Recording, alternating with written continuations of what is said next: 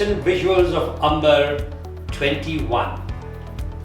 Well, today we have, as you can see, language in action. And we shall do idioms and phrases. So basically we'll do idioms. Alright, before I start with the idioms, some very common idioms that students, youngsters should use, especially when they are writing, and especially when they are writing personal narratives, or even writing about the feelings of other people or other characters. Well, I was a student of St. Michael's High School, Patna, which was a Jesuit school run by the American missionaries, the American Jesuits. And we had a legendary English teacher, Reverend Father Jim Cox. And of course, the situations were different, because in Standard 7, there used to be 2 sections, so there were 80 students, and suddenly after Standard 7, 8, 9, 10 and Senior Cambridge, that is 11, there would be only 1 section. So in Standard 7, there used to be a screening. So out of 80 students, the first 40 were only eligible to move on from Standard 7 to Standard 8. So which means the job in that sense was much simpler, for the teachers. And we were never given anything on a platter. Like we had Shakespeare, so we had Julius Caesar, then we had To Kill a Mockingbird by Harper Lee, and Father Cox would never explain to us word for word, no. And plus, we didn't get those, paraphrased editions, the Turner's edition, of Shakespeare's plays. No. We had the very standard Stanley Wood edition, which had glossary, which had certain notes, but never the paraphrase of Shakespearean English into modern English. And then, whenever we wrote a composition, I still remember there was no red mark anywhere, and right at the end, Father Cox had, given me 5.5, out of 10, and he just wrote idioms and a question mark, which means what he wanted was that I should have actually tried to improve the quality of my writing by including a few idioms. And therefore it was a student's job to actually do some research and find out suitable idioms for appropriate or particular occasions or particular sentiments and feelings. So that was our job. Excuse me. The teacher never served idioms on a platter. But of course, the situation has changed, the era has changed. So we have to now, with you kids, very busy with so many activities, which includes a lot of, video games as well, computer games as well, and so many other good things also. And so perhaps it's a little difficult, and there is paucity of time for you to do the research. But of course, one ongoing research, pleasurable research, is always reading. Read short stories, read novels, read articles by good writers, and you would automatically acquire some of the finer nuances of English language. Okay, so here, yes, happy.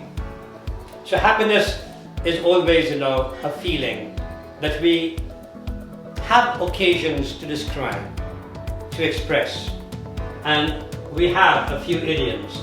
On top of the world, walking on air, to be beside oneself with joy, to be over the moon, joy knew no bounds, to be on cloud nine and to have a whale of a time.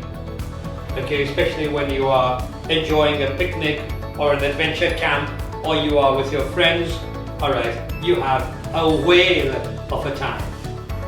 So all these are happy idioms. Let's begin with examples. To be beside oneself with joy. So when my son became the junior and senior district champion in tennis the same year, we were, that means his parents were, his friends were, his coaches were, we were beside ourselves with joy. We were on cloud nine, or our joy knew no bounds. So, to be beside oneself with joy. So we were beside ourselves with joy, they were beside themselves with joy. So accordingly, your pronouns, your reflexive pronouns would change. So when my son became the junior and senior district champion in tennis the same year, we were beside ourselves with joy. Let's see the second idiom. Again, a happy idiom. To be over the moon. Well, when I was the principal of Baroni Refinery DAB Public School, Begusarai, I learnt a lot. And the man who taught me a lot was late Anand Kumar. He was the GM technical there, and then he was our school chairman. That means the LMC, the local managing committee, or the SMC chairman, the school managing committee chairman. So our chairman, Shri Anand Kumar, was over the moon when he learnt that BR DAB Public School, Begusarai, had qualified for the finals of the International Terra Quiz organized by TERI, Tata Energy Research Institute. So he was over the moon. His joy knew no bounds. He was beside himself with joy. He felt on top of the world when he learned that our school, had first got selected, and out of more than 2,000 schools, we were the top 32 to qualify for the TV quiz, which used to be conducted by Mr. Shashi Kapoor's daughter, and that is Miss Sanjana Kapoor. And TERI used to organize it, in collaboration with the KVS, that is the Kendriya Vidyalaya Sangathan, and the Union Ministry of Environment and Forests, or Forest and Environment. So we won the quarterfinals. From 32, we moved on to the 16, we won the semi-finals, and finally we were the finalists, and we had the top, 8 schools, which qualified for the finals.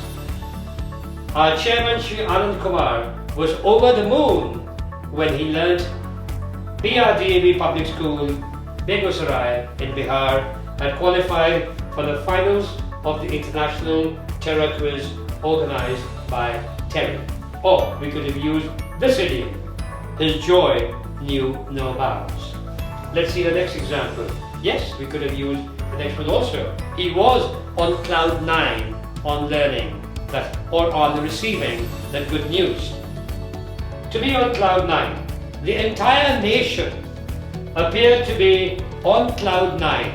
That means, again, the entire nation's joy knew no bounds, especially, the cricket fans. But even the whole nation, whether you were a cricket fan or not, everyone, enjoyed that moment. The entire nation appeared to be on cloud nine when MS Dhoni hit Kulashekara for a six and India won the World Cup in 2011 after Couple Devils had won it in 1983. So the entire nation appeared to be on cloud nine. We were all feeling on top of the world when Dhoni hit Kulashekara for that memorable six. And then let's have another happy idiom, that is to have a whale of a time. A whale of a time means to have a lovely time, to have a very happy, exciting time. Alright, so our students used to go on a picnic or on an adventure camp, and obviously the parents would be anxious to know about them.